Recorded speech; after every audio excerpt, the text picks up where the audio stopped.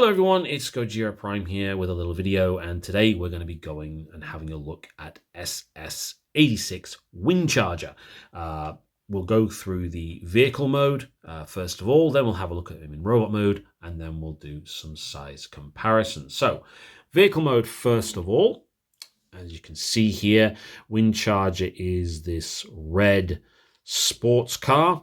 Now, Windcharger's alternate mode was originally meant to be a Trans Am, I believe, from what I've read. To be more specifically, the 1984 Trans Am model, which is probably more famous for being in Knight Rider. Else.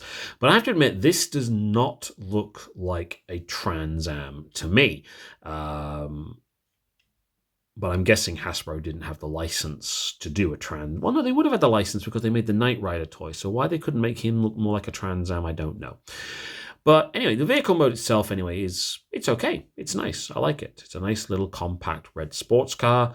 A bit of detailing here on the rear windows. The rear wheels are bigger than the front ones. And then you've got this nice silver detailing for the front here as well. Unfortunately, you can see his robot face and chest plate underneath, but that's not really a problem when it's in the vehicle mode. It does roll nicely. There is nowhere to store his weapon, as far as I am aware, in this mode. So his little weapon accessory, you just have to keep to one side. Just as a little size comparison in vehicle mode, because I do have another Windcharger to hand, and that is Titan's Returns Windcharger, which for many years was my Windcharger on the shelf. Again, does not look much like a Trans Am to me, but okay. But as you can see, he is a little bit bigger than his Titan's Returns version, both in width, height, and weight as well, it has to be said. There is quite a difference. So he's a much bigger figure, really, from the Titan's Return version.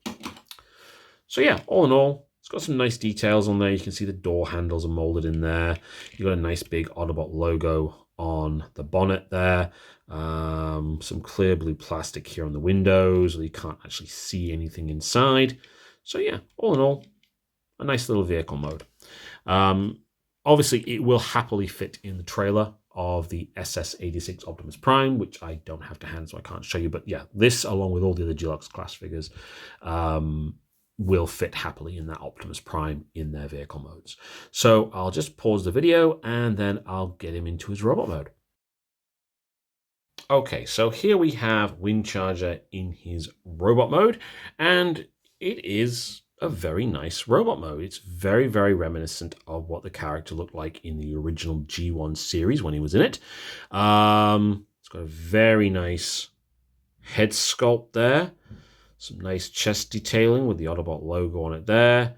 And just some overall nice molded details on the figure all the way through. So yeah, it's very, very reminiscent of how the character appeared in the original G1 cartoon.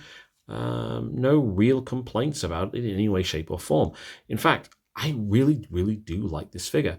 Although I don't show the transformation sequences in these videos, I will say this about this version of Windcharger. The transformation sequence is very, very simple and very, very quick to do.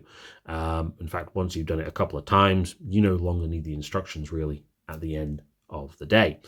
Articulation-wise, head is on a swivel joint there, so you can turn it like that. No up or down movement. You do have movement at the shoulders for a full 360.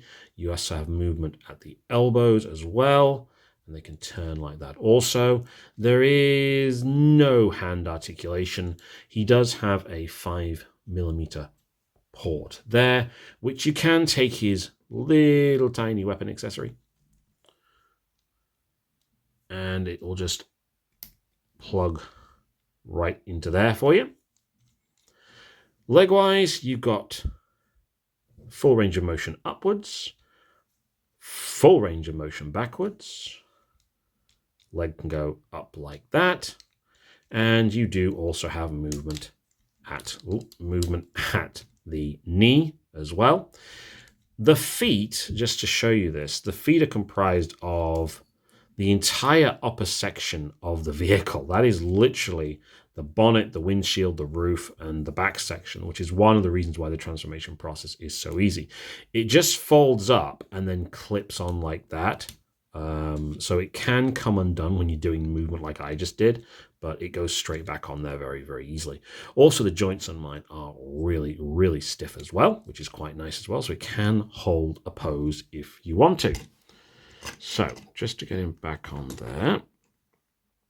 So just to do some size comparisons, here he is with the old Titans Return version of the character.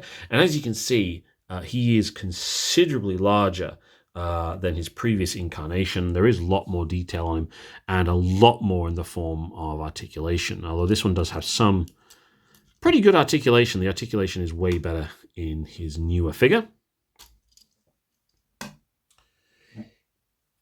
Here he is with Age of the Primes Blastoff. So he is a bit smaller than a standard deluxe class figure, as he's meant to be since he's a mini-bot.